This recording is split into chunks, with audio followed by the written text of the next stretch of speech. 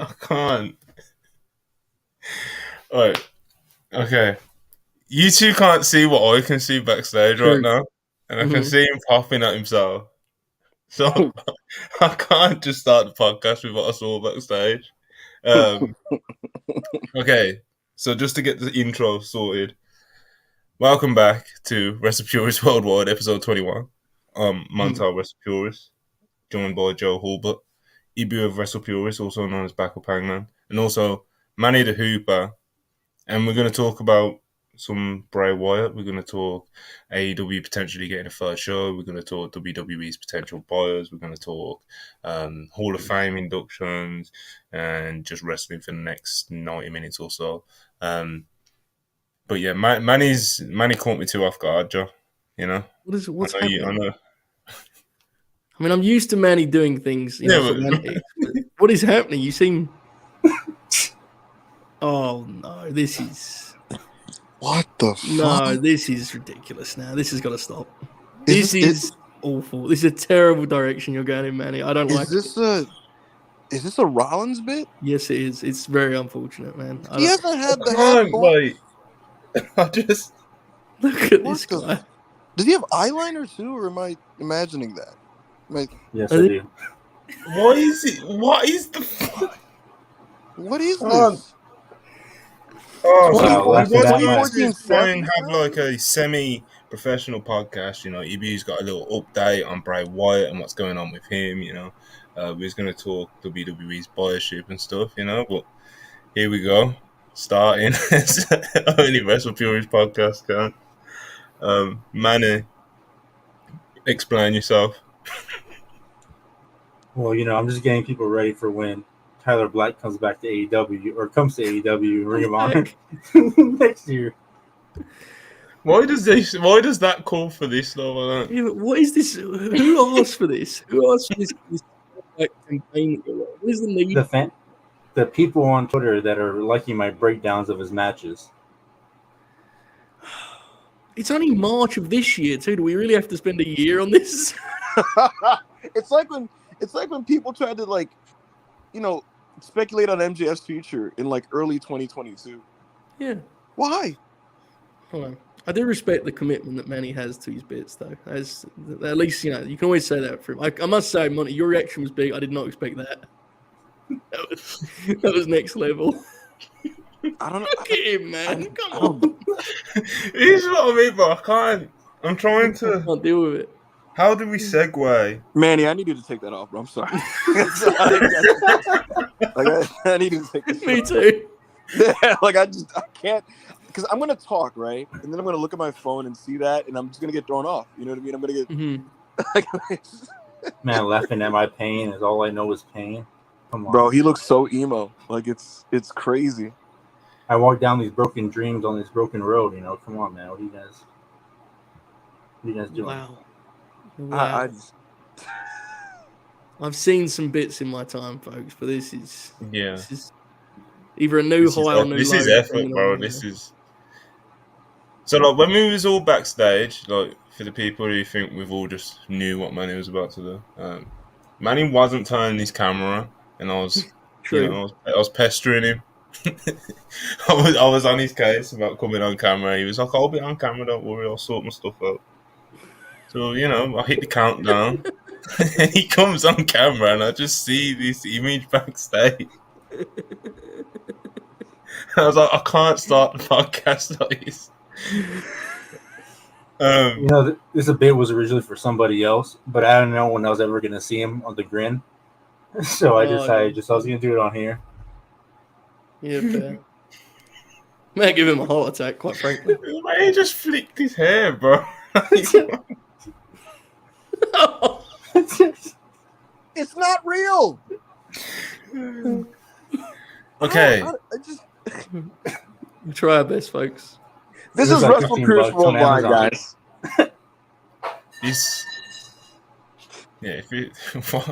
Who just dropped something? I don't. Guys, welcome to WrestlePurists Worldwide. This is the weekly Monday podcast on the WrestlePurists channel. I normally start like this. What's up? Yeah, right. I am Ibu of WrestlePurists, known to most of you guys as Backup Hangman. and I'm happy here, and I'm joined by Joe Holbert and Monty. We're going to be talking about the latest happenings in pro wrestling, breaking down some of the news stories, including the hot story today about Bray Wyatt and all the crazy speculation going on with him. He was not at last night's house show. He's not been on TV physically in a long time, and we're going to break down what happened there, what Sean Rossap reported, some stuff that I have.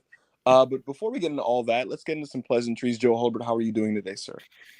I'm terrific. I'm slightly rocked by what I just saw. Manny has now returned with a different look, and we'll leave it there. So I'm very good. Always happy to be on Worldwide. Yeah. Always entertained by the latest antics of the famed Manny the Hooper. So I'm doing good. But thanks for asking. Absolutely, man. I was happy to see you be so fired up by the Ring of Honor main event last week. It's just a great main event. I saw just how excited you got, and I was happy to see that because it's always nice to see someone pass by into a studio and just have a match like Athena did. So it was good to see that. Montel, the chairman of the board here. I know you're still reeling off of what you just saw from Mr. Manny here, but how are you doing today, man? I don't know how to feel anymore. Emo Manny. Willie in the chat said he looks like Painmaker Jericho. He does with the fucking black. All right. Oh man. Listen, but yeah, WrestlePurists Worldwide, guys. If you're in, if you're in the live chat, obviously, make sure to super chat us, like the video, comment, all that good stuff, because we're gonna be here with you guys for the next hour and a half, reading your guys' comments and breaking down stuff. Monty, should we just get started right away with the Bray Wyatt stuff? Just a couple super chats real quick. We've only got 3, so it shouldn't take too long. Okay. Brainbuster 499, appreciate you very much. Test has hacked Dave Meltzer, lads. Absolutely absurd today's. Well, what is he talking about? I don't know. I did hear Dave couldn't get into his Twitter or something, or I don't know. I don't know what's going on. Dave Meltzer Twitter issues apparently. Oh my god. Someone let us know in the live chat what's going on. Okay. Darren Walker, £5. Appreciate you as always. Thank you, Joe, for the FTR video. I really enjoyed it. And Ibu, when you get Dax and Cash for FTR WrestlePurists interview. Darren, thank you so much for the super chat. I don't know. I don't know if they'd do an interview with us. I could ask and do what I can. I'd love to interview FTR. Yeah, I think the AEW PR is the bigger issue there than FTR, right? That's just generally is the way it's hard to get that stuff over the line. That'd be cool, obviously, and I appreciate watching the video there. Very big. I was very thankful for the response last week. It's pretty wild. We talked after this show last week about the premiere, and I think it's fair to say, Monty, we did not expect this to be people watching live, quote unquote, right? That was pretty neat. Mm-hmm. So I told you guys, you're going to get a nice house for the tune-in. I'm telling you, I knew it. Our base is a great base. The guys who support WrestlePurists are awesome, and so it doesn't surprise me that you guys came in, tapped in strong for the FTR video. I mean, just as a fellow member of the channel, as a colleague, Joe, I'm so proud of what you were able to do and accomplish in that video, and I hope it's the first of many great projects you do with the channel. It will be, brother. Yeah, it will be. We got a lot ahead, man. A lot. One day we'll look back on the FTR video and be like, man, that was nothing compared to what we're doing now. So we'll get there. Manny, what you gonna say, man? I can't wait to interview FTR. I'll get my Bret Hart glasses, and I'll just wear them on screen. Why is it always an outfit? Yeah, right. Like there's always a gimmick. Why is he always got costumes, bro? I don't know what I'm gonna do with this wig. I just have it. I don't know what I'm gonna do with it. I didn't think about it past this bit. I want to really quickly reply to this. Marty Evan in the live chat, he said, wow, I thought the backup Hangman was just on Twitter. Cool, someone else you can listen to. Marty, thank you. If this is your first time listening to the podcast, man, we do this every Monday. I'm on every Monday and every Thursday. But these guys are, there's just tons of great guys on this channel talking wrestling. Multiple days of the week. There's this Monday show. We have Tuesdays on, Dumb Guy Live talking about Japanese wrestling. The Thursday flagship. Fridays on Purists. So yeah, man, if you're a first time listener, man, really appreciate it and thank you for joining us, man. Yeah, man. We're always trying to get those new listeners in. If you are a new listener and you caught the very start of this podcast, I don't know what to tell you. Manny does this stuff to us sometimes. That's all I can say. Chris O'Bread, speaking of unpurists, one of the hosts over there, shout out Chris, always, 199 super chat. Age of the Hooper. Well, yeah. If this was your podcast, I don't know, you know? If I had more time, I would have hung like a. I probably wouldn't have done that, but probably would have got demonetized. But I would have hung something upside down from my fan. See, look at Ben Dixon, $2 Australian, King of Darkness, Manny the Evil Hooper. Damn, that's pretty personal, man. That's a little aggressive. I don't know about that, man. You shouldn't take that. I got scared when I put this on. This eyeliner on. I told my sister that when she was putting it on, is anything bad happen to me? And she said, "Well, if you don't open your eyes, nothing's gonna happen to you." And I said, "Okay." And then I had to smudge it around and all that. It was a weird 5-minute experience. Imagine it is for us. The first 10 minutes of this podcast. I've been here for 12 minutes now. I don't know what's happening. Okay, last super chat for now. Big AO's long lost child, aka Mini AO. It's a new one, I think. $4.99 super chat. Appreciate you, whoever you are. My father is live on Fridays on Purist, the A show. That is true. Appreciate you always. These are the sort of messages we get in our live chat, man. Bunch of comedians. Okay, let's actually try and do a podcast now. Right, so Bray Wyatt has been missing from TV for the past couple of weeks or so, and he wasn't at the MSG show, even though he was apparently booked for it, I believe.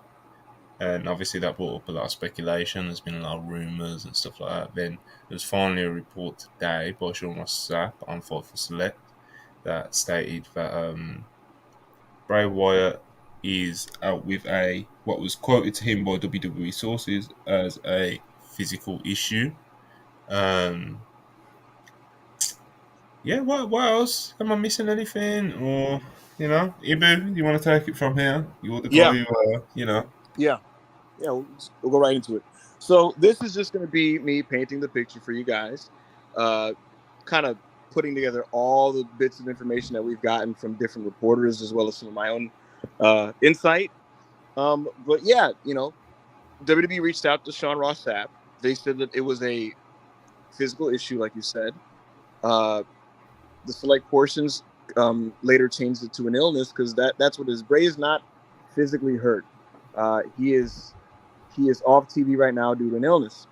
And so let's just quickly paint this quick picture. Bray Wyatt came back to WWE in October.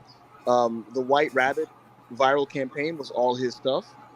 And he basically came back on a deal where he could do his own creative. Bray Wyatt was basically given by WWE a platform and an outlet to be able to do whatever he wanted to do. And they just essentially gave him Jesus Christ. Well, Isra asked for it. Bray Wyatt was given the means and the platform to just do his stuff. Rob Fee was hired as the director of long-term creative to kind of organize WWE's broader storylines, and among them was Bray Wyatt stuff, because him and Bray are friends. And so a lot of what you've been seeing with Bray Wyatt on TV since October, it is Bray stuff, right? And I can tell you that coming out of the Royal Rumble, his WrestleMania plans, which were plotted out months in advance, have been changed. Bray's initial matchup at WrestleMania was supposed to be Uncle Howdy. Bobby Lashley was supposed to have his third match with Brock Lesnar at WrestleMania. This was changed coming out of coming out of the Royal Rumble. The specific reasons why, I don't know for sure. Nobody really would know unless you asked Paul Levesque and had him answering honestly. So, you could speculate on whatever you want to do. But yeah, Mania plans for Bray were changed. The stuff that Bray was setting up for himself were changed. Yeah, and so it was supposed to be Brock Lesnar and Bray Wyatt. And as we know, because Dave Meltzer reported it, Brock Lesnar turned down the matchup with Bray Wyatt. And so it turned into Bray Wyatt versus Bobby Lashley. And I can tell you guys this. Bray Wyatt went home. Is Bray Wyatt going home related to any potential creative dissatisfaction with the situation right now. Could not get that confirmed to me at all. Was just told yesterday Bray Wyatt went home. And I asked why, and I was told a couple things about just where his head is at with certain things. None of it could be directly traced to the reason why he's home. The reason why he's home is the illness that he has at the moment. Sean Ross Sapp put the report out, and a lot of people have perhaps fairly assumed that it was just WWE PR spin. Because the fact of the matter is, everybody, Nick Khan does have a good relationship with the wrestling media, and Nick Khan and WWE's PR, they do put out statements to wrestling journalists. They put out statements and reports and things like that. And so it's led to increasing suspicion that, just like with the Vince stuff, that this is just Fed spin. I can tell you guys this. The Bray Wyatt situation in terms of why he is literally at home is legitimate. Is he unhappy about this situation in terms of the changed creative? People have told me this. I don't talk to WWE PR. I do not have a line to WWE PR. Never spoken to Nick Khan. I do speak to people within the company. Some people have, like 2 different people have told me that he was not pleased with his stuff being shifted around, right? Again, though, is that related to him sitting home? Could not get confirmed to me. And so we're left with the situation we're left with. WWE has told me, someone in WWE has told me that his WrestleMania match has not, as of now, been taken off the board. It is still expected to happen, right? Will that still be the case come April 1st? I don't know, but they still expect the match to be on. It was never removed, was never taken off. Ryan Frederick from Wrestling Observer reported that the match was removed because of creative differences. None of that could be confirmed to me from the 4 people that I spoke to.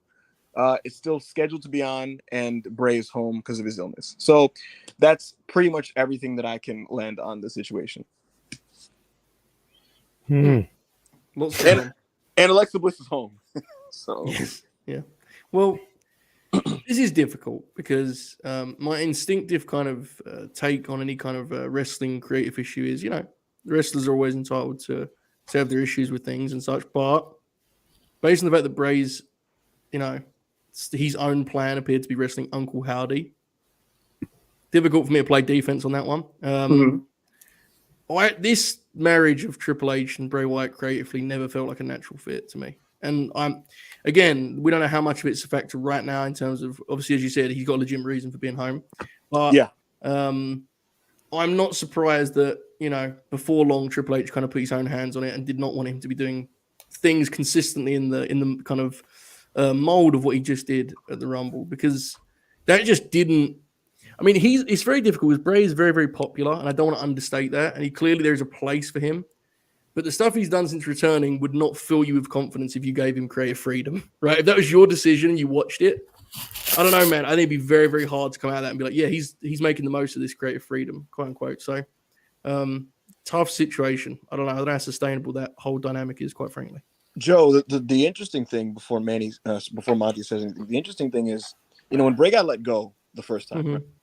A lot of people were empathetic with him in his situation, and we really just didn't know where the line was, the delineation of how much of this was Vince, how much of this was Bray, how much of this was him getting stifled creatively, and just generally speaking, I mean, Bray's a well-liked guy in wrestling, and so people were they felt bad for him, right? And I do think that we're in a situation now where Bray hasn't been able to, in this run, at any point, silence any of his detractors, right? And so we're in a situation where if this completely sours, right, and he just finds himself on the outs, I don't think it's going to be a similar reaction this time. I think it's going to be more of like this guy basically swindled WWE out of money. He's a Ben Simmons, that type of thing. You know what I mean? It's already out there. You know what I mean? You go on social media, and obviously it's just a segment of the fan base, but you see how the reaction is there compared to before. Monty, what do you make of all of this? I mean, I'm kind of with Joe in the sense of like, you kind of want to feel bad for him that he's had all his stuff, he's seemingly had his creative freedom kind of taken away from him, and he's not in the driving seat in terms of what direction he's going in, and But when when the plan's Uncle Howdy 1-on-1, it's hard to buy into tough. that, right? It's tough, man. It's like one thing with creative freedom. It don't matter what company it is, whether it's WWE, AEW, or wherever. It doesn't matter. I feel like there should always be a degree of it from the talent, but it's like just quality control. For sure. It's even in a sense of like if you think that the Uncle Howdy match is ass, which I'd agree with, quite frankly, it's like you don't have to then throw him in there with Brock Lesnar, or Bobby Lashley. Like that seems like going from one extreme to the other. It's a difficult situation because it seems like he probably is unhappy. It's very easy to imagine that you've been told that by a couple of people. Yes.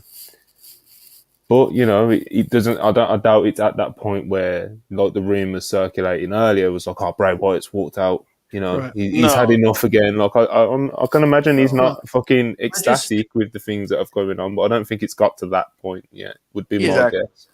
It just feels, in a lot of ways, it feels like we're kind of walking an inevitable path here, in the sense that I just don't think Bray is. I don't think it's particularly sustainable the way that, like, we always do the pitch, and Monty, we were talking about this earlier privately, like, just let him do his own thing and let him do stuff in his own world. And it's like, in theory, that works, and it can work for a little bit. But at some point, man, he has to be a part of the show, Like, it can't.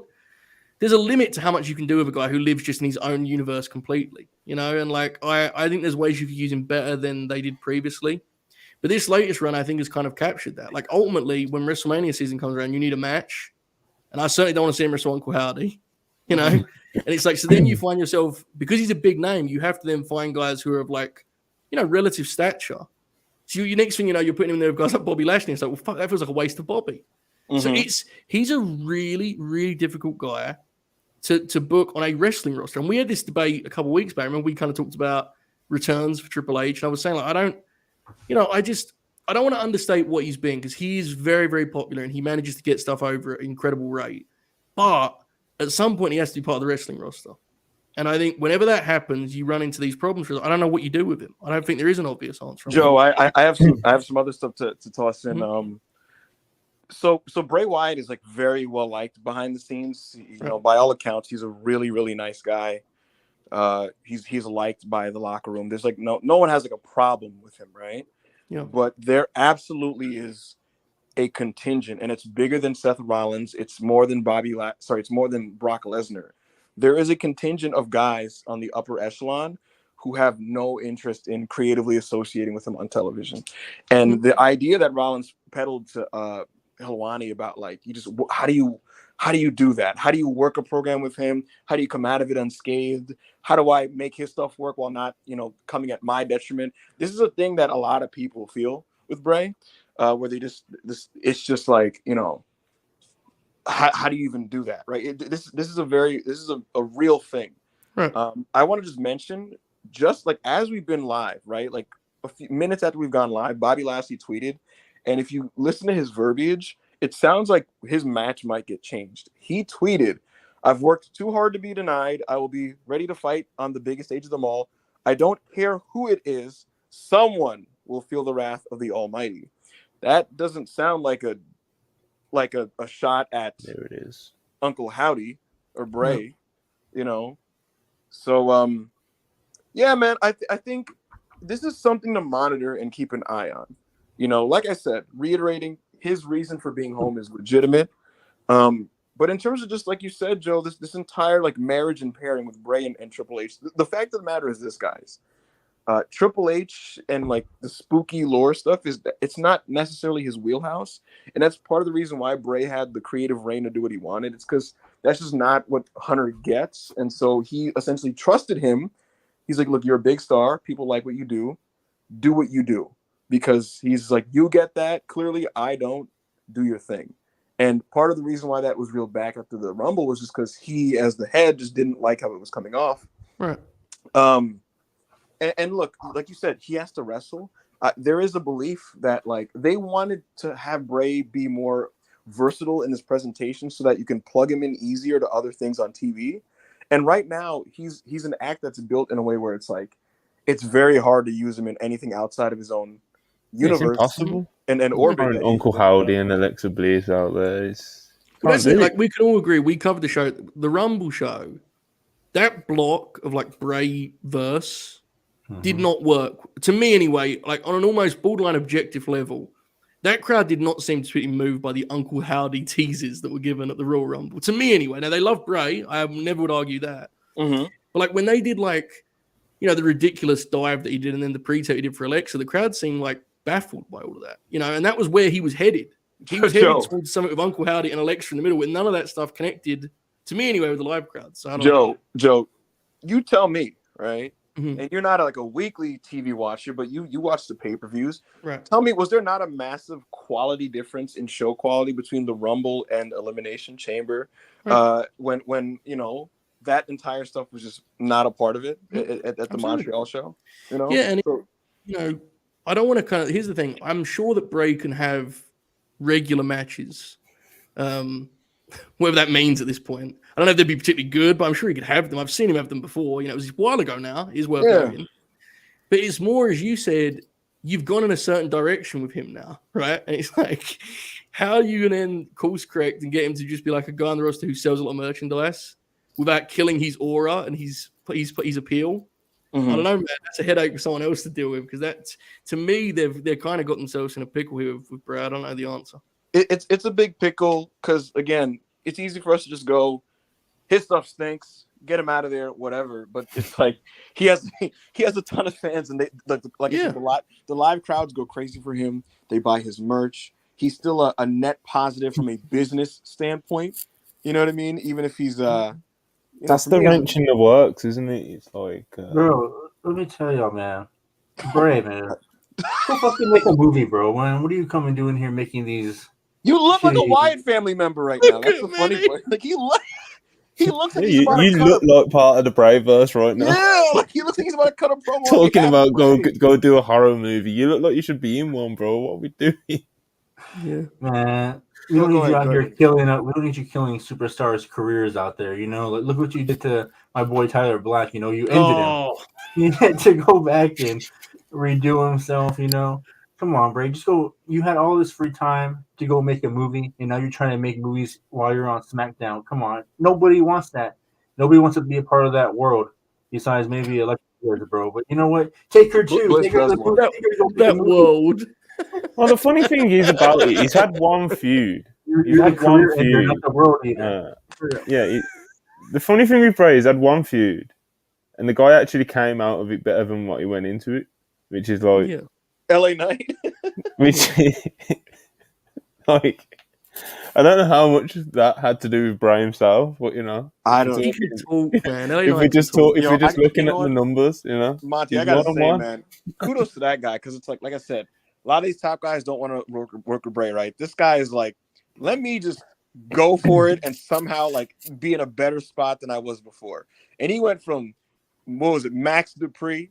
He went from Max Dupree, head of Maximum Male Models, to LA Knight, guy feuding with Bray, and came out of it. And for those who don't watch the TV, this guy comes out and like people pop now, like genuinely pop. Yeah, they announced the name. I saw some live report from last night that the garden like exploded for him, and I had like an episode reading that. I was like, oh my god, what's happening? Joe, it's so I couldn't.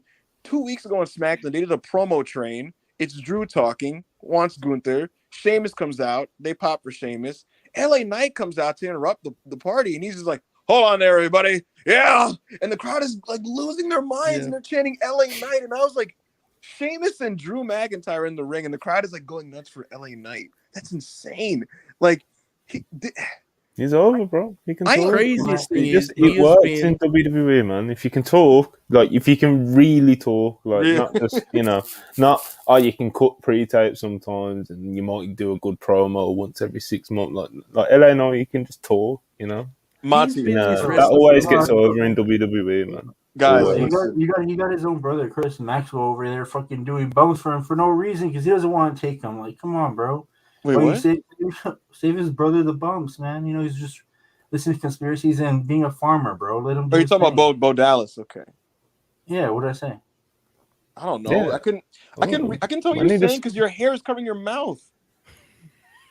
Yeah. Anyway, oh man, Monty, he's random Bo Dallas run. Monty, tonight Cody Rhodes is facing LA Knight. If they have a head-to-head promo segment, I am promising you there will be a dueling chant with many in the crowd chanting for LA Yeah, Knight. bro, the people love him, man. He's the new cool one that to the Yeah. WWE universe, I guess. But Yeah. I guess that let's move on to the next thing. You know, we spent a good 30 minutes talking about Bray Wyatt and Manny's whole look right now. So okay, let's move to AEW. Might be getting a third in-ring show, looking like an hour Yes. long. There was a hint that may suggest that it could be on Saturday nights. Yeah, for a third hour of AEW. No, it'll be a fourth hour of AEW TV, won't it? So 2 hour Dynamite. This will be similar to Rampage in a 1 hour format. I'd be interested to see how they can, try and make it Differentiate. distinctive, Yeah. and because you don't want to do the whole Rampage thing where you get to a good start and then you lose half your audience in a year, like Yeah. it's Watching the Rampage thing develop has been rather interesting. Like watching Tony's interest like swing up and down on the show. It fascinates me, man. Like he does some of the lineups he puts out for Rampage. It's like he knows what he's done there, like he knows what that looks like. But very, very interesting. Yeah, I don't even watch Rampage anymore. I just watch Dynamite as my weekly thing and Ring of Honor. And I will watch this. We'll watch this new Saturday show. And we'll see. We'll go from there. Yeah. Well, look. Here's the deal. It's a Saturday show, which is an immediate win. If it's at 6:05, listen, man, they can put fucking Kip Sabian on that shit. I'm watching it at 6:05. You have to. There's some things are sacred. You got to respect some things. Some rules you have to live by. So if it's 6:05 on Saturday, I don't give a shit what he puts on it. I'm in.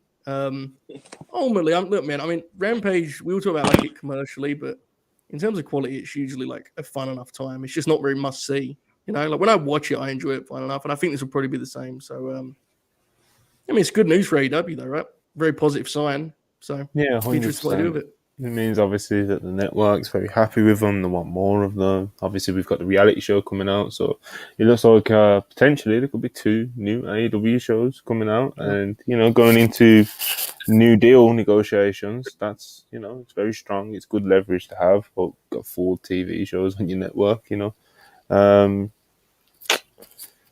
don't know, man. I always kind of.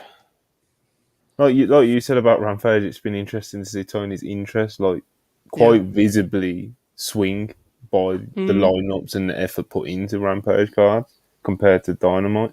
I just hope that Tony over the next year or so can kind of like develop a more sustainable system for his booking, especially if he's going to add more to it. He's obviously doing the block tapings for Ring of Honor. Seems like a great idea because it's like one chunk of work at a time. You know what I mean?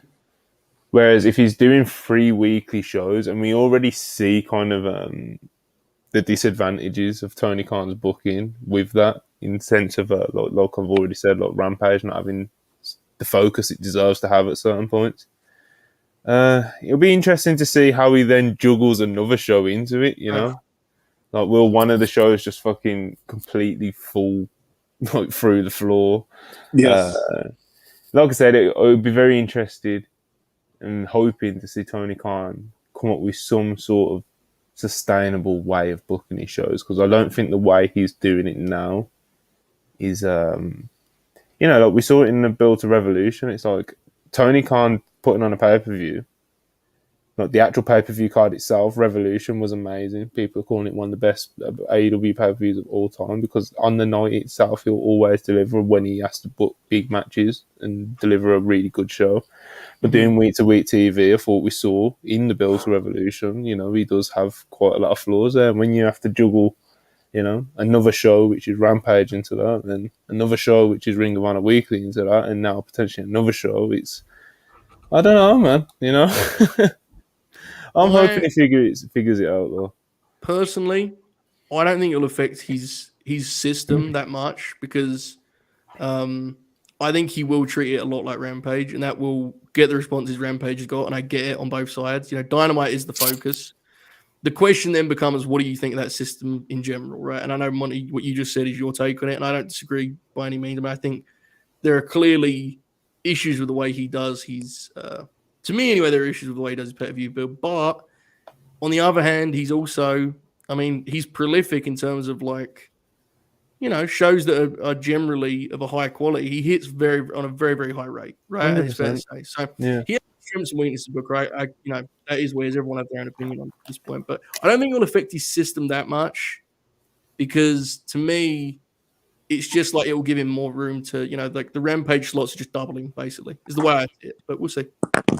Did they already say it was going to be an hour, or is that just what everybody's guessing? I think it's just guess. I think Zarian may have actually said an hour, right, Monty? Didn't he?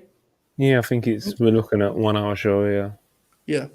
I think the biggest thing is the feel and vibe of the show, right? Yes. It'd be really nice if it had its own identity and its own just its own image and kind of feel when you watched it. It could feel different. I think that adds a lot, and I think it's great to have good matches for sure. That's the most important thing. I don't want to overstate the kind of, but you know, it is nice for the shows to have some variety in that sense, right? Each show has its own kind of different feel. Another thing to me, I'm wondering if it's going to be live. Like, how does he? If it's live, how is he going to do it? What's the taping schedule going to be? Yeah, is he gonna? How is he going to fit? Is he going to do Rampage and Saturday double? I think, right? Yeah, I mean, yeah, because I wasn't the thing saying that he wanted Rampage to be like 2 hours or whatever, and like he got, or was it Battle of the Belt? What Tony's been reiterating is just that he wanted more hours of TV for AEW content on television. Yeah, it's usually been his go-to answer when people ask him about like talent being featured more and things like that. He always will bring up like the amount of hours he has on TV. But to counter that, you can argue that he doesn't even take advantage of the time that he has anyways. Sure. So here's my thing. Look, Dynamite, Elevation, Dark, Rampage, Ring of Honor on Honor Club, AEW Saturday night. It's a lot of television, right? It's a lot of content. And in spite of that, I would be much more willing to consume all of it if they did feel more different from each other. Like Joe brought that up about the vibe, and like I get really into when you have wrestling shows that like have extremely distinct identities. Whether it be the presentation, the members of the roster used, the type of creative direction of style, you know, like WCW Saturday Night, it slowly turned into like this workhorse show with international wrestlers that usually you wouldn't throw on a Dynamite, but like, hell yeah, why not have, you know, Hiroyoshi Tenzan on a WCW Saturday Night facing Dean Malenko for 7 minutes? That type of shit was fucking awesome. You get a power plant guy in the middle of the show, you know, a New Japan mid-carder, and then like Eddie Guerrero would face like, you know, Hector Garza, and that's the show. And it's like, okay, that's the nerd show. That's cool, you know. And so, fucking when WWE started the brand split, Raw and SmackDown felt very different. SmackDown was the less talking, high work rate brand, and Raw was the talking show with the more Vince type wrestlers, you know. And so my whole thing is just I like variety, I like difference in presentation and style and vibe. They're trying to do it with Ring of Honor, and they're really, really trying to shake off this AEW dark-ish vibe, which I think it's an active give and take that they're still trying to figure out how to push off, and they're doing a pretty solid job of doing so. But my general point is just if this Saturday night show, whatever they're going to call it, AEW Collision, AEW Saturday Night, whatever it is, if it's very, very, if it has like a point to it. You know what I mean? Like what are you trying to achieve with this show? right. If there's a real defined point of what the show is going to be, what we're trying to do, I'm all on board. And that's pretty much just my opinion on all of this. If you want to add more content, you can do whatever you want, but there should be a point and a purpose to doing that. Don't just, all right, well, it's just another hour. Let's just put more matches with guys. You know, like more Preston Vance matches. So you know. yeah. If it I don't need it, you know. yeah, like so if it has a point, then just commit to whatever the point is. You know, good for AEW that they got this greenlit. This is a massive positive sign for them when it comes to their relationship with you know, Warner Brothers Discovery, and hopefully it ends up being a really great marquee show, and I hope that they really go all out in the opening weeks to establish it. Yeah, man. I hope. No, I think you pointed it out earlier. It'll be interesting to see. No, it's money. I think it'll be interesting to see how he juggles the tapings, like what gets taped when. You know. I think he'll take this with Rampage. I think, and I think the kind of the play there is you've got to find different kind of buildings for Rampage and the Saturday show, because don't need Dynamite and Rampage at the same time. Yes. Yeah, but Isn't the Dark before a Dynamite as well? There's Elevation before. Now it is. So you're saying Elevation, Dynamite, Rampage, Saturday? No. I'm saying Rampage tapings. and Saturday and the Saturday show would tape together on Friday. Would be my guess. On a set, so a new You taping do 2 day. TVs a week. So Rampage is always. You think they could do Rampage live every week?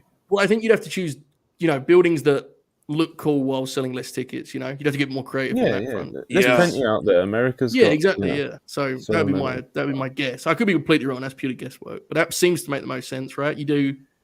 I don't know because at the minute I can barely keep up with what he does at the moment. Yeah. Ring of Honor is already making it harder. I think he'd probably do Dynamite with Dark, and then the Friday show would be like Elevation, Rampage, and Collision. Would be my guess. Do you think there's a possibility that which is the one that's at Universal? No, is it Universal? That's Dark, yeah. Dark. Do you think so? Is Elevation the one that taping? Do you think they could move back to the studio? You said it's Dark. Nah. Elevation is just like like too whack for Rampage, but not quite dark. But so like I don't know. I think in an ideal world, you would this show would allow you to move. Ideally, you move Dark out of Universal completely, so that can just be the Ring of Honor spot, rather than it feeling like a different outfit. You know what I would do? I would immediately look at what can I do to get a Ring of Honor out of Universal, and what if they taped Ring of Honor with one of these shows, whether it be Rampage or the Saturday show. I'm really torn on that. I don't know. I brought this up last week on the Late Night Green. I got killed for it, so I'm glad that somebody else had this. Immediate liar. Did not get killed for it. You're making it up again. Manny does that a lot. I don't mind the idea. I think Ring of Honor benefits from block tapings, and I think the studio does give it its own feel. I just think it'd be better if Dark wasn't in that same studio. Like that would probably be to me. I'm a great with fucking losers. This might just be me, but that show being in the studio pops me for Ring of Honor. Like it's just. To me, that's there's something cute that as a wrestling TV show. So I would rather it stay there personally. I like studio shows. I like the vibe of a studio. I don't know what it is. There's something to me that's ever so slightly off-putting about Universal Studios specifically, and I don't know what it is. I almost suspect, Joe, that it's just because that's where Dark is, and I watch Dark sometimes. And so it's just like this is Red Dark. I think it's partly because it isn't formatted like a studio show, so to speak. Like they just kind of do what they would do in a big building. They just do their matches, Whereas, like as you know, studio shows generally would have a different flavor, and you would use that environment. They don't really do that, in fairness. So I do get it. I understand that. Yeah, I don't care what Tony does because I don't want him messing with Ring of Honor because. He's so far 2 for 2 for Ring of Honor, and that show fucking rocks. And it's been better than Dynamite the last 2 weeks. So You think so? yeah. Well, I'm all in on Ring of Honor, so I'll hear it. You know, it kills me. So because we do the Thursday podcast, which we are going to try and cut shorter. We can't. Like, I can't watch it live, so I'll just watch it the next day. And not many said so far. 2 for 2, bro. I'm loving Ring of Honor weekly. Yeah, it's so awesome because Tony doesn't have to worry about demos, like who's drawing ratings. He just goes out there and books whatever he wants to see. It ends up being what I want to see, and then we call it a day or call it a night. I just hope Tony plays on his strengths. I hope he just plays on his strengths. I do like the Ring of Honor project is fascinating because we all like it a lot, and it's Ring of Honor. So even if it was bad, we'd kind of pretend just for the sake of our excitement and happiness in life. But there is like when people do the thing of why would I watch Ring of Honor? It's like, well, I mean, I don't really have a good answer, but I think it's fucking awesome. So, like if you got a spare $10, I think to me, there's a lot of good stuff on the show. I do think it struggles in terms of like what its identity is. remains to be seen. Right, they need to figure that out still. I don't know what that's going to be. Yeah, I'm already in a pickle with these house shows because I saw that graphic of the BCC versus Lee Moriarty and Big Bill, and I said, "Fuck, man, that's a super special right there." I mean, that's like the kind of match that I want. It's on a house show. Now I gotta wait for a fan gonna have to get a ticket, man. No, But, yeah, I gotta be honest. The old head in me, I think it's kind of thrilling that like they're putting on matches that like that like you can't see. There's no way of seeing it unless you go there live. And it's like, here's the thing. I like it when the house show match of Monty is a match that like it stings a little when you read it because you're like, I would like to see that. But it also has to be like it has to be weird enough to make sense for a house show. Did you see the one they run on Saturday? WWE run the Bloodline versus Drew, Sheamus, and Rey Mysterio. That's what I'm saying. Yeah, see, that's what I'm saying. It's like it's house show as fuck, but it's also like that's pretty good. And would I like to see that on a TV? Sure.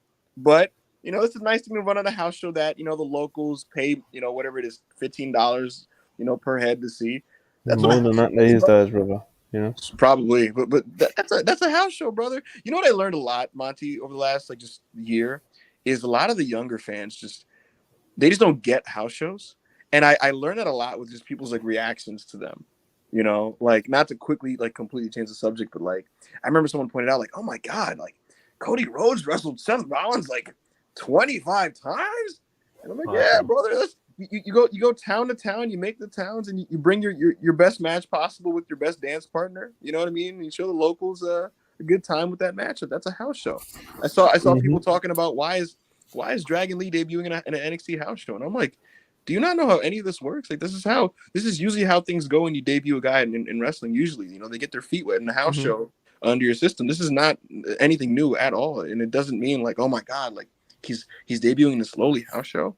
Do you remember how awesome it was when Finn recently said it was the best moment of his career when he dropped the NXT title at a house show and the place went fucking nuts. Have you seen that, Monty? I don't know if you was watching that time, right?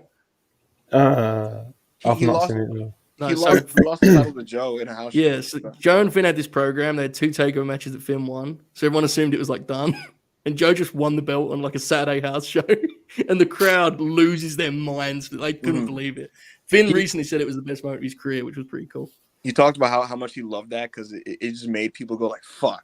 I guess I gotta go to the NXT house show. And the next TV started real old school with there was that happening this weekend. The title. You get this kind of muted footage that doesn't look like the regular TV. Yep. Just a little better than fan cam, but not quite TV level footage of Balor getting done in with the coquina and shit. Yeah, and the commentary is NXT live event. Finn Balor was. Oh man. Yeah. Okay, let's do a few super chats. We've got a few piling up. Jacob Donnelly, $5. Appreciate you. MCR Manny is now my new favorite gimme. Manny's getting some weird love, Rob, $5 super chat. Appreciate it. Of course, one of the other hosts on Purists.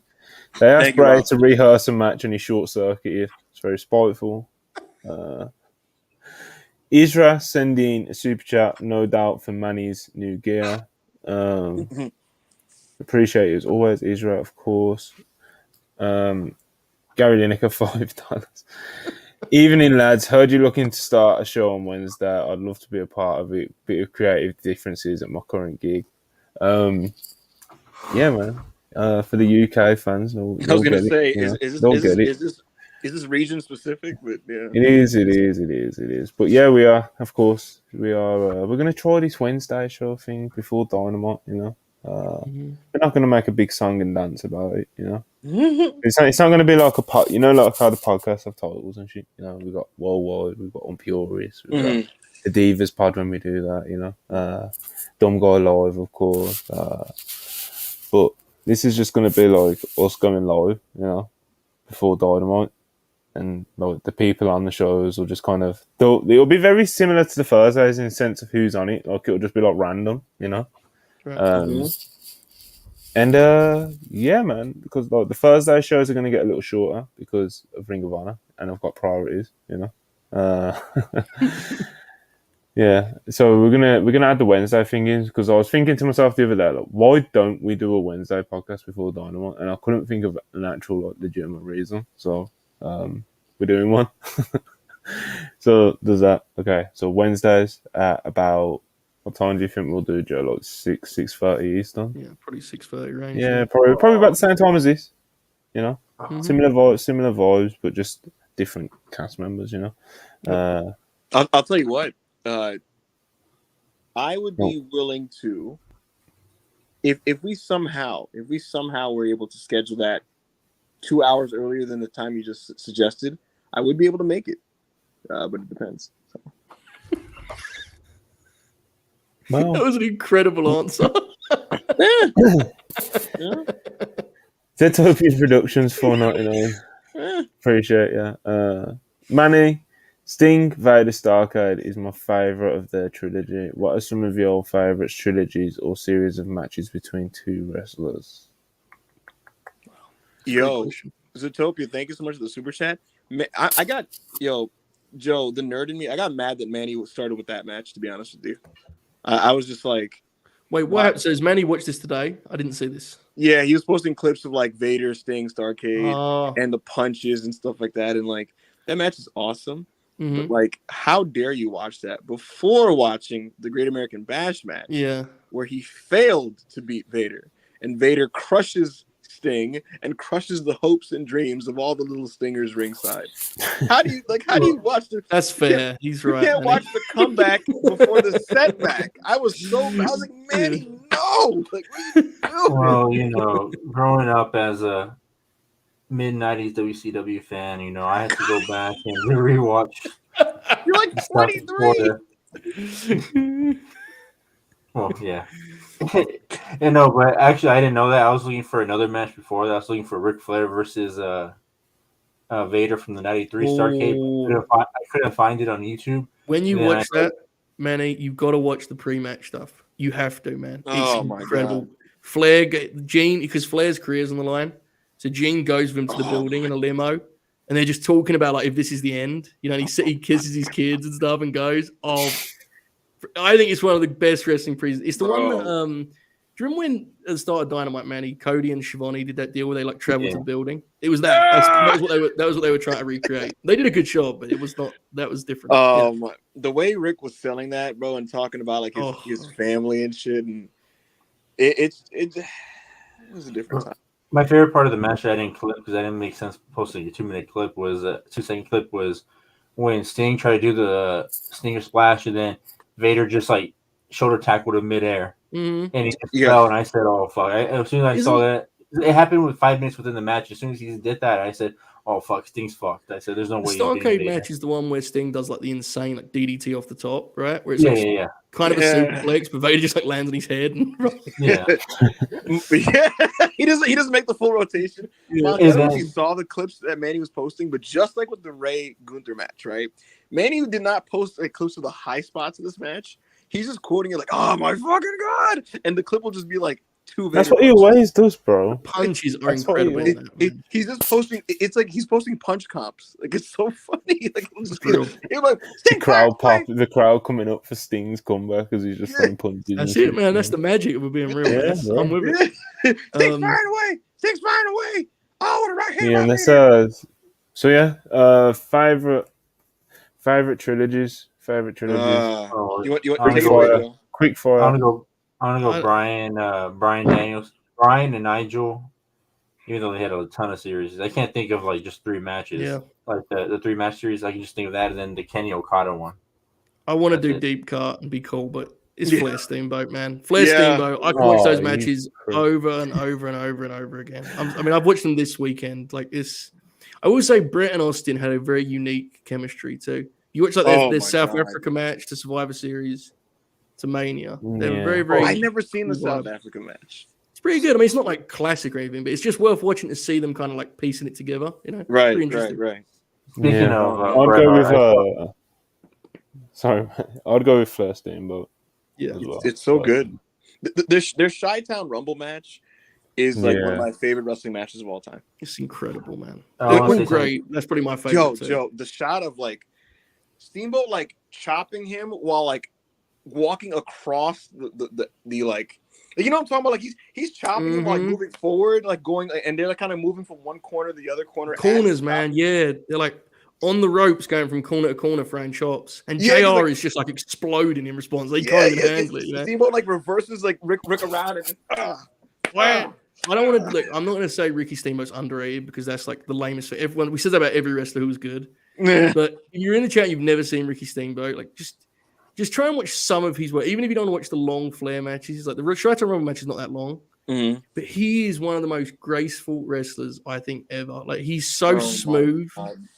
And he's game aged so well too. Ricky Steamboat's one of my absolute favorites. When he So, drop kicks Flair out the ring and then strikes a pose on one knee with like the two like what's that like rock symbol? You know what I mean? Yeah. With like, your index finger and your pinky and your thumb out. Like he strikes like a pose and shit. And I'm like, oh my god, that's wrestling. he's the best, man. I do want to say, I don't know if this is a hot take or not, but I watched Bret Hart versus Sting from the '97 Halloween Havoc.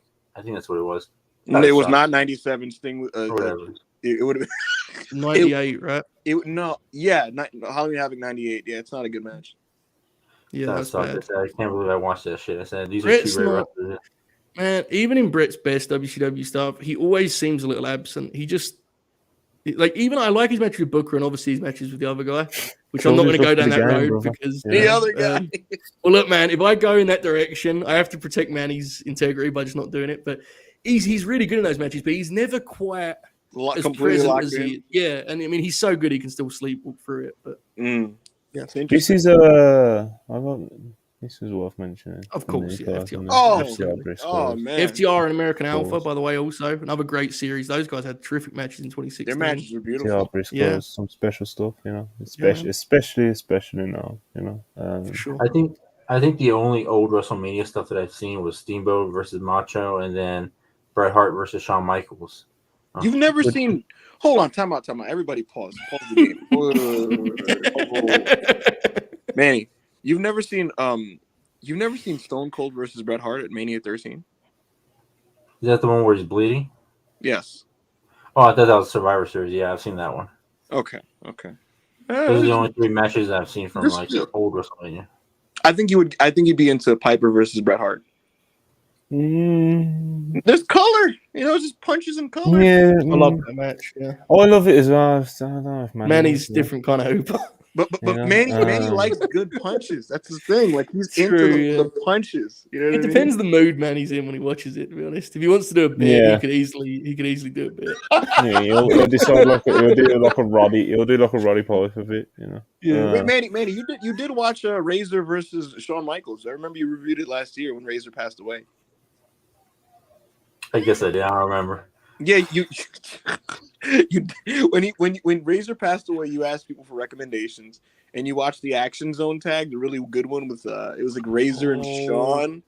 Yes. Was Razor? No.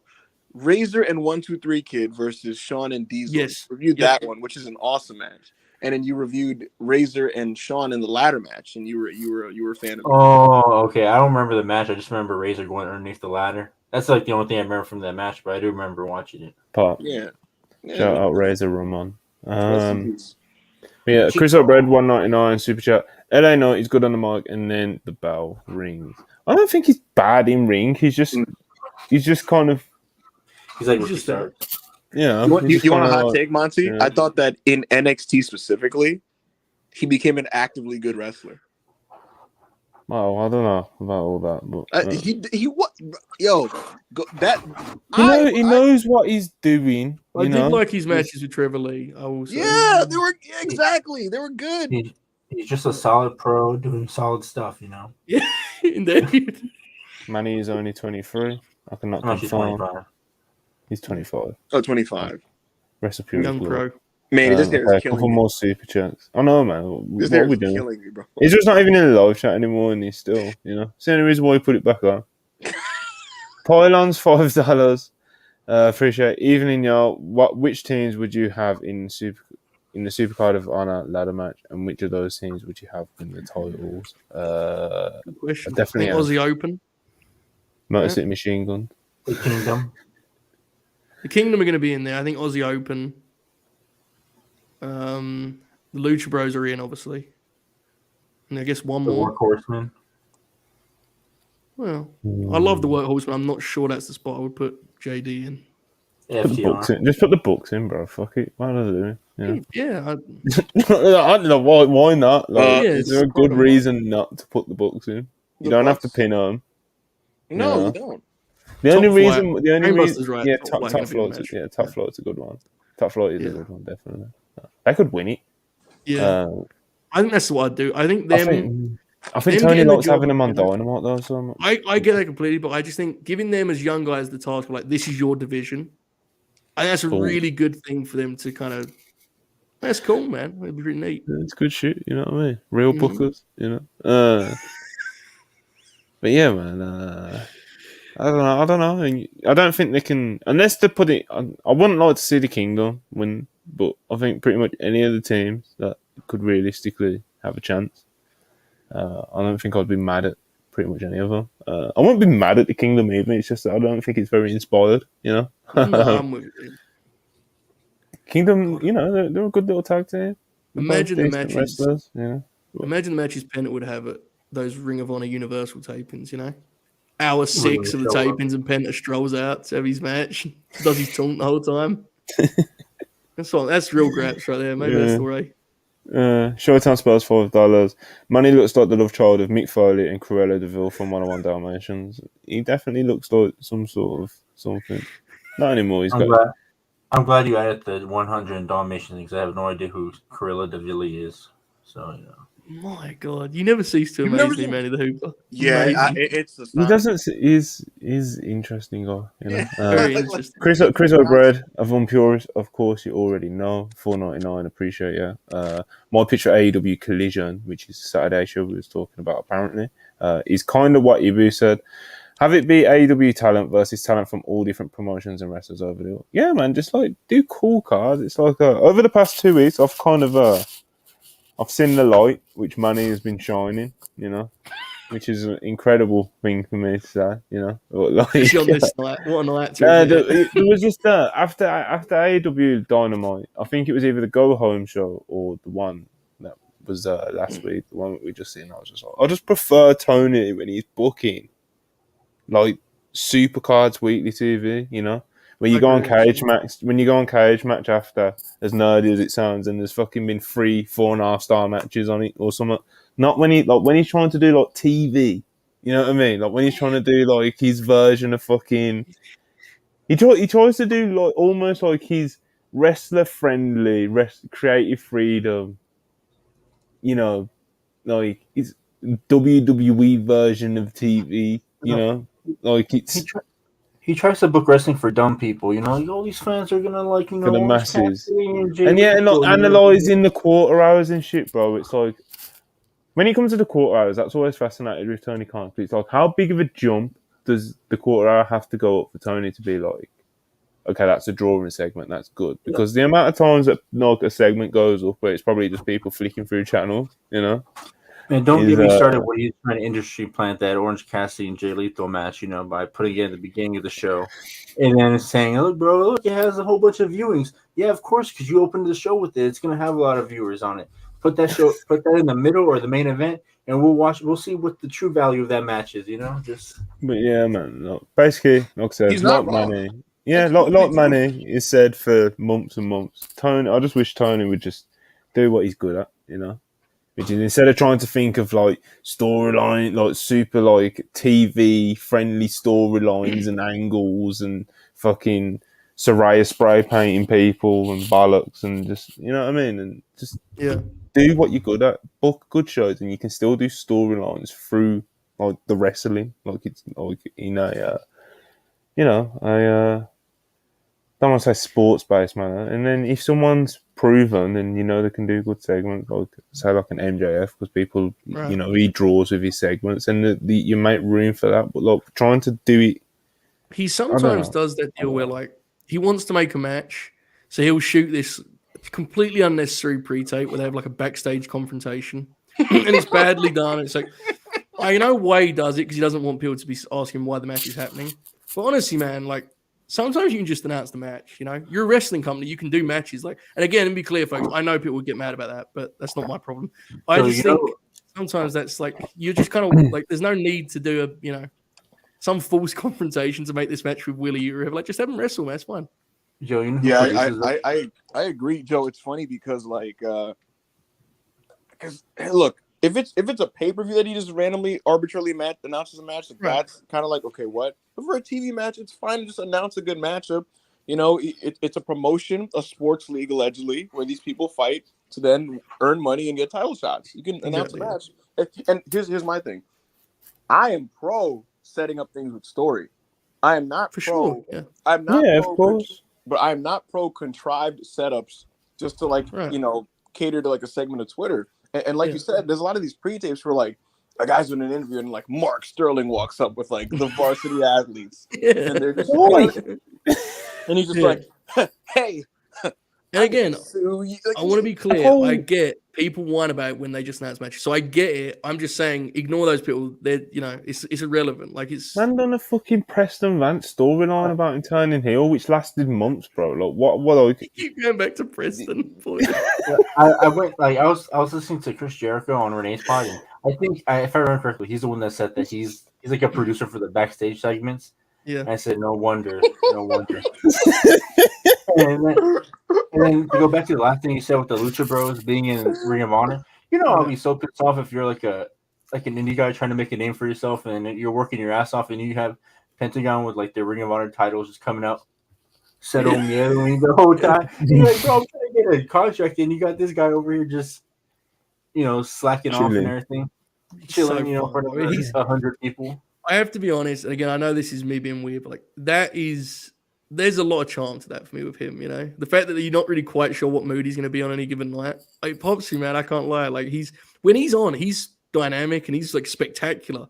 And when he wants to be, he could just do his taunt all night and that's call it a day. And I know there's some real graps to that, I think. But who Penta? Yeah, Penta, yeah. Oh, listen, I love me a good wrestler who is on 30% of the time. Yeah, but when he is on, like he's a demon.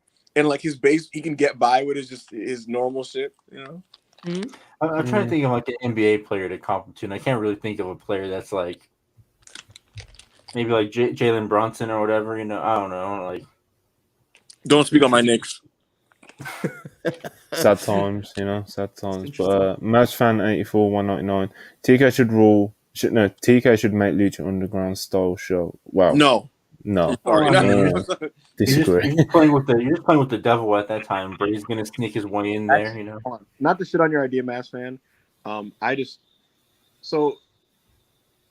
don't want Tony Khan's version of that at all. But the Tony Khan Lucha Libre show, just a wrestling show focused mostly on lucha talents, that would be the fucking shit. In fact, like I said, bro, if he made like Collision, like just the international wrestling show with just a few guys, not kind of Americans fit in, that'd be cool as fuck. But no, I don't want Tony Khan's version of like a pre-recorded story TV Netflix type show. Like, I don't really need that. Half 199, appreciate that. AEW Collision and Rampage for Hammerstein Ballroom. Isn't that just like really expensive? Bro, they need to fucking do it. Yeah, I'm in personally. Give me a goddamn break. The fact that AEW, a company that respects tradition and history in wrestling, has never run Hammerstein, and they let GCW beat them to the punch, is mind-blowing to me. What are we doing here? Hey, man, we got to question Tony, man, It's not the same anymore, though. No, Monty, it's lost, like... I would do it, but it isn't the same, you're right. Yeah. So you got to bring back the streamers. Here's how it's different. It looks the same. It doesn't look the same, though. They have changed, so I can't remember what they've done to it. They've done something. Ruined it. I've been to Hammerstein. It generally looks the same if you squint hard enough. What's changed is squint. What's changed is it's not the visual, guys. What's changed is it's not the same 35-year-old turned up drunk white people who are just fucking animals as crowd. You know what I mean? Like the old Hammerstein, right? You put a dynamite in the old Hammerstein, you're gonna get some amazing, colorful chants. Like let's say 2021 AEW went in the Hammerstein. Cody would have gotten annihilated.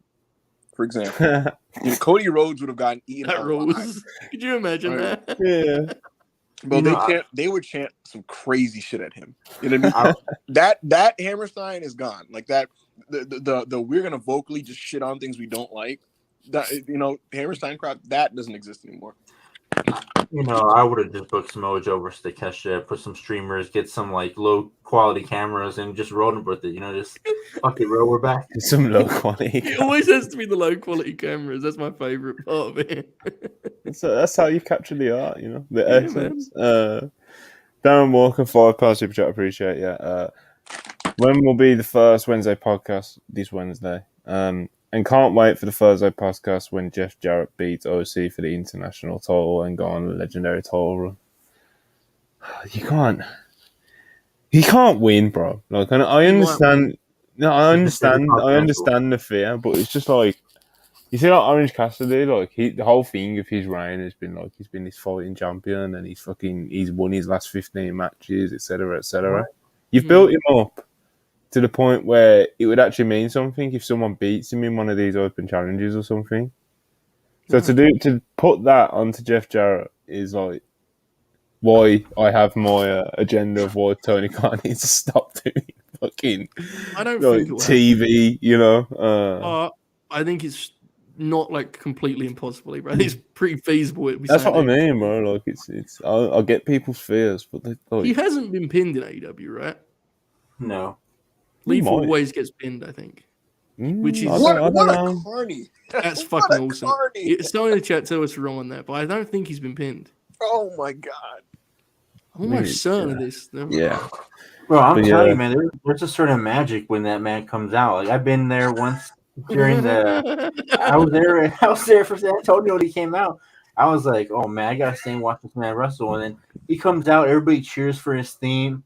And then once he starts going, man, everybody starts saying "F you, Jared" and all that. You know what? I'm gonna corroborate Manny's thing. I've seen Jared twice live, and both times his theme is playing. I'm into it. You know what I mean? I'm just into it. And during the match, when he's just whipping someone with a belt or doing his punches or trying to choke somebody out with a wire or something, it's just like you get into it. He's old school, but he should. Yeah, he's very good. It's just when you've got like arguably the greatest wrestler roster of all time, so you got to prioritize some things, don't you? Oh, you got to look at him and say, man, are they ready for the spotlight like this man is? Like they're not going out there and grabbing heat like him. Okay.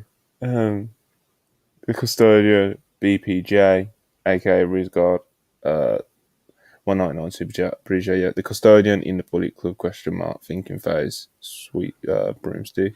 I don't know about all that, bro. We're saving that for a swerve. Don't worry.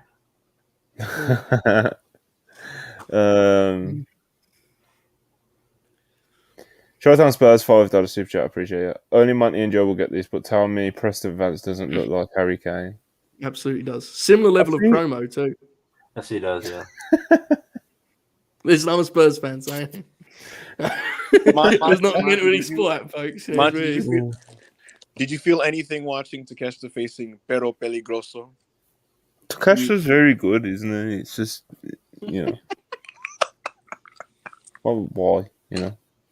Man, I don't like Prince Vance walking around with those shitty masks around his neck. Like, come on, bro, what are you doing? Manny, what about last Wednesday when you said that he was a luchador?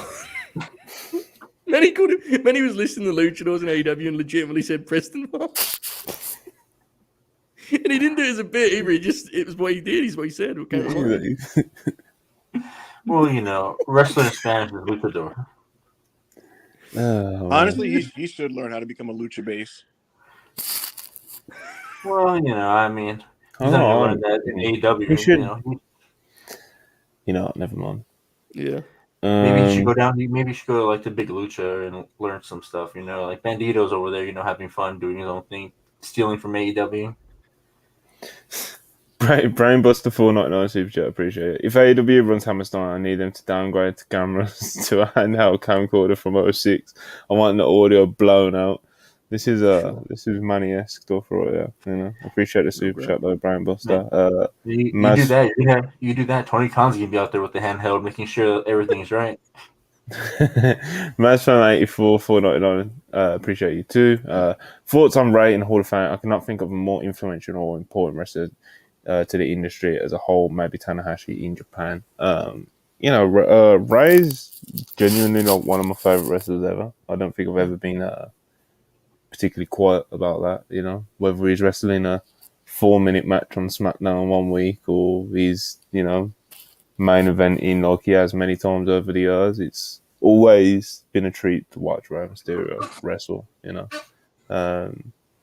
He's the man, bro. And obviously, we were talking about it before we went live. Like, he's the most famous mask in the world, like worldwide. There's been people who have been bigger in Mexico. There've been people that have maybe been bigger elsewhere or whatever. But like worldwide mask, probably the most famous, comfortably, to be honest. But he's been very deserving of that spot as well. And even at times, I think Joe was saying earlier about like how WWE probably could have done even more with him. There's been times where he's felt underappreciated and undershadowed, and it's even like in recent years, bro. Like the guy can still fucking like go at an incredible level. So his longevity, his influence, his just the stamp, there's a consistency, just overall stamp that he's had on US wrestling and what that has done in terms of spotlighting luchas and all that sort of stuff, and just influence and just all these things that you'd put with a Hall of Fame career. He ticks pretty much every single box. Probably wasn't like the biggest draw on top of WWE ever, but that's always kind of like a weird part when doing these Hall of Fame cases anyway. So I'm just really happy to see him here. I was quite surprised he's going in this year. It makes me think that he might be retiring like pretty soon. Which I think Ray's got plenty left on the tank. I think he's actively still one of the. I think he's actively still one of the best wrestlers on the planet. I agree. Yeah, I agree completely. I mean, I co-sign everything you said, Monty. I think he has a very, very like a singular legacy in the history of the industry. I think it's been really cool the last couple of years. It does feel like people are starting to appreciate just how long he's been this guy. Like different versions of this guy, but still this guy nonetheless. The way that he's been able to evolve while still remaining, Rey Mysterio and what he can do. The way that he marries, what he can do physically as a flyer throughout the years. Obviously less so now, but he still can do some really cool shit. The way he marries that with his psychology and his selling and his understanding of structure and pacing. I think he's one of the best baby faces ever. We talked about Steamboat earlier. I mean, that's my top 2 personally, in US wrestling at least. So he's absolutely wonderful. He's one of the greats. Absolutely. One of my favorites. So yeah, delighted to see it. I'm not somebody who normally goes crazy or even particularly cares about the WWE Hall of Fame. But when I heard that he got announced and I just saw the announcement and I saw the flowers he was getting, almost got like weirdly emotional. I got really like reflective of just Ray, and he's just so important to wrestling, man. This guy is like I've done shows on this where I've sung my praises to Rey Mysterio, but this guy is literally like mint. Like he's like fucking eternal. You know what I mean? Like he's how many different decades has he been great? You know what I mean? While being like who he is, because like there's other guys who they last into other periods of time, but they have to reinvent what they do. Rey Mysterio is just Rey Mysterio, and you can translate that in any time. And even as we've gotten luchadors since Rey that have done slightly more spectacular things, it doesn't render Rey obsolete, if you notice. Mm-hmm. I think there's like something impressive in that. That like you get the newer, faster machine with the sparklier graphics or whatever, and it's like, but there's still something about Rey Mysterio. Right. Absolute legend, beyond deserved. Yeah, I'm super happy for him. And I think he's gonna find a way to make his match with Dominic good at WrestleMania. To be honest with you, yeah, bro, of course, yeah. He has such a connection with the people, man. I always remember. I remember MVP talking about when you'd work Ray on a house show, you get heat on him. He said, like, you could do the smallest things, Ray. Like, you could have him in the corner, just put your foot on like his shoulder. He said people would yell, they'd scream, they'd like people love that guy, and that's why I think it was to your point. That's why when other guys have been able to do what he could do in terms of high flying, it hasn't changed his appeal, because his appeal has always been that beyond any of that, people love him, right? He connects with people as a babyface. And I know we all fucking do, so clearly, but very, very special. I think the Dom match would probably be a real good time. Maybe not traditionally like great, but I think it'd be really fun. So It's Oh no. All I'm Go gonna ahead, say about Ray is that he had an awesome WCW theme, and it became Kenta's theme, which rules. So yeah, pop. that's all I'm gonna say. Also, going into the Hall of Fame, according to PW Insider at least, is the WWE Hall of Fame. That is the Great Muta. Obviously, he wasn't a WWE guy, but he's the Great Muta. Yeah, absolutely. Like, it's just kind of one of those things.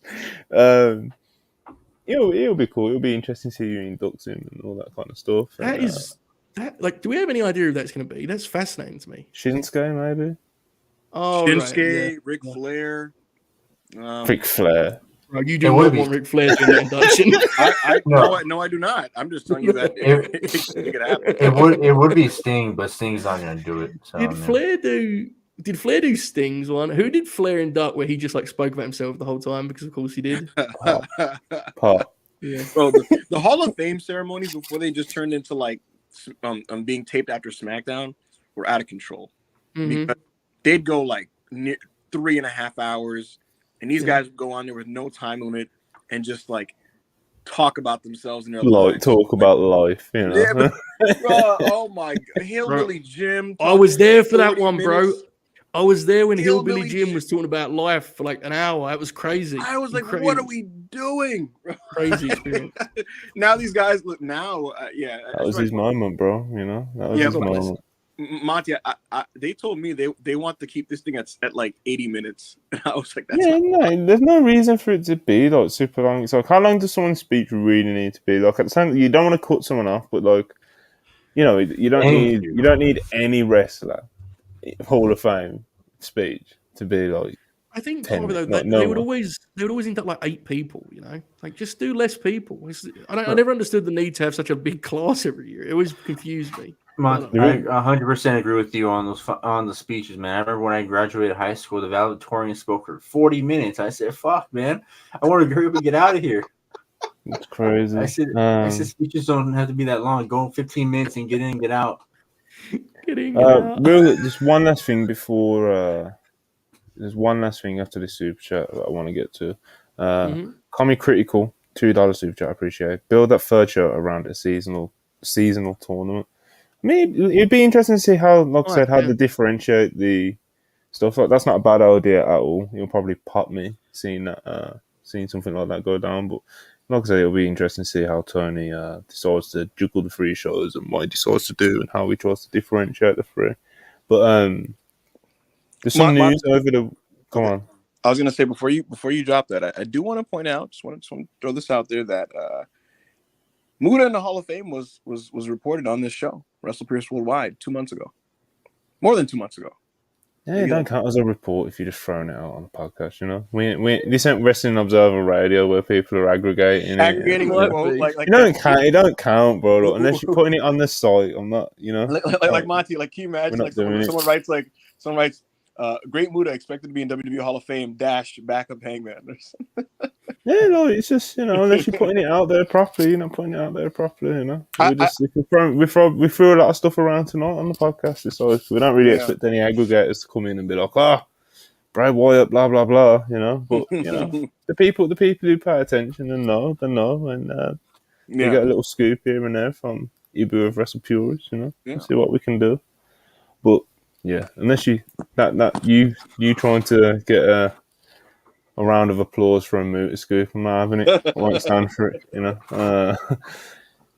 last thing, WWE apparently meeting with potential buyers. I believe it's this week. I was quite surprised by it, to be honest, because everyone thought was like Saudi was a done deal, So it seems like they're doing a meeting in preparation for the first round of bids, which is also interesting to me. Interesting, yeah. Yeah, so Yeah, Joe, I know obviously you've had your I was going to say choice then, guess is a Definitely better not word. choice. Yeah.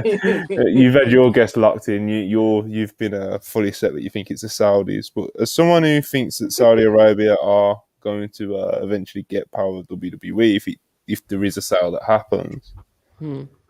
does this news sway your thinking at all slightly? Or But I do want to be clear again that I am very much not doing the bit of rooting for that. That means Vince is going to be back in full power. That's the reason that deal would be the one that happens. And my belief has been that was always the plan. Mhm. Hopefully I'm wrong. I think Monty, this we talk about enough off the air. I would love to be wrong on that one, for sure. Yeah. So we'll see. But no, unfortunately, this until it goes a different direction, that'll be my guess, for better or worse. We'll see. Ibu, what did you real quick? What did you kind of make of the WWE meeting with potential buyers news? Very interesting. I took note that they said buyers and bids. All these reports were seeming like all these other places were ruling out WWE essentially, or like that WWE was, that certain other, like Comcast, for example, and other places that they were out of the running, and it was starting to feel really much like Saudi, and it very much like Joe said, huge possibility that it's Saudi and Vince gets his company back fully, right? Yeah. Very curious now, what names, if any, emerged from this meeting that were either hiding, were posturing, and potentially just feigning disinterest just for whatever leverage purposes, whatever it's for. Very interesting. Wonder if this is just WWE doing due diligence before they ultimately choose what they're planning to do, which is Saudi. Who knows? But it's interesting news. Quick correction. I think, Monty, the meeting is in April. I think the meeting's in April. But yeah, I mean, look, man, I am hoping that it's not Saudi Arabia, and I'm hoping that the current creative team can remain intact after the sale. I hope wrestlers don't lose their jobs. Yep. Outside of that, there's not much else to really say. I saw some people, there's the beginnings of an online rumor, Monty, that Heyman might find a way into power after this, and that'd be really funny. Yeah, I'll believe it when I see it. Yeah. Yeah, people, you don't want to see me on the timeline if that. If the new buyer's like, who booked the Bloodline story, and they're like Paul Heyman, and they're like, Monty gets onto the WrestlePurists account, tweets, "There's a new sheriff in town." Picture Foley. The way like I certain said, fans, you don't want to see me if that goes down, bro. Bro, I'm gonna tell you guys this: the way certain fans do the whole Papa H bit, I'm gonna be a shameless Heyman fucking show. Yeah, bro, easy stuff. But real quick, man, do you have anything to add on the WWE sound news before? I do want to say after it was funny that the news came out. It was funny that the news came out that was going to happen, and then the next couple of days, you see the Tony Khan's trying to sign the Elite or whatever. That news came out the next day, and I was like, I kind of just ruined it for everybody, where they kind of used WWE as a leverage, and then they realize that they have no idea what's going to happen with WWE, so might as well just sign with AEW as soon as they can, so they're not stuck in that bubble. That's worth talking about as well, just for a couple of minutes. Obviously, in the Observer newsletter, Dave Meltzer wrote that AEW are working on the Elites, Kenny Omega, Young Bucks' new contracts, hopefully trying to get them locked down for long-term deals.